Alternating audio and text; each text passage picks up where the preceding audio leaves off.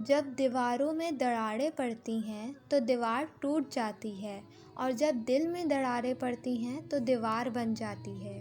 اللہ تعالیٰ کو زبان اور دل کا سخت ہونا پسند نہیں، اسی لیے اللہ نے ان دونوں کو بغیر ہڈی کے بنایا ہے۔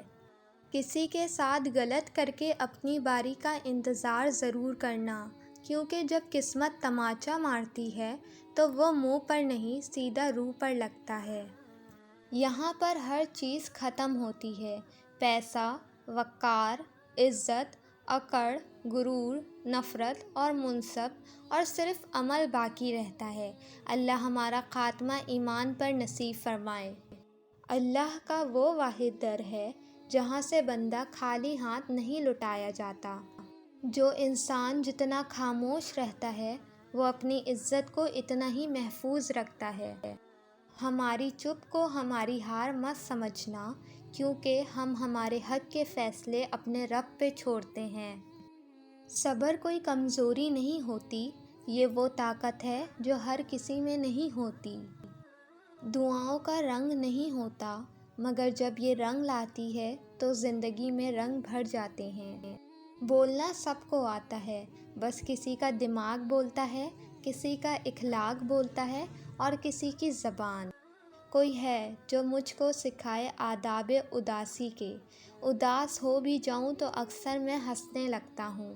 خوشگوار اور پرسکون زندگی گزارنا چاہتے ہیں تو لوگوں سے نہ جیتیں، لوگوں کو جیتیں، اور لوگوں پر نہ ہنسیں، لوگوں کے ساتھ ہنسیں۔ لوگ صرف خود کے سگے ہوتے ہیں۔ آپ ساری عمر کسی کے خیر خواہ ہو جائیں، بس ذرا سی غلطی، غلط فہمی یا بدگمانی کی دیر ہے، آپ کی بھلائی آپ کے خلوص سمیت منہ پر مار دی جائے گی۔ ضروری نہیں کہ ہر قصہ مکمل ہو، کچھ کہانیاں ادھوری ہی خوبصورت ہوتی ہیں۔ ہر راستے کو منزل ملے، یہ ضروری نہیں کہ ہر سفر کا مقدر منزل نہیں ہوا کرتی۔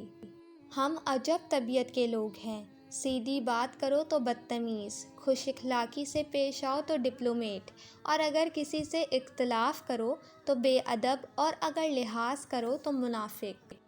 نہ سمجھنے والے نہ سمجھو کو بآسانی سمجھایا جا سکتا ہے، لیکن غلط سمجھنے والے عقل مندوں کو بالکل بھی نہیں سمجھایا جا سکتا۔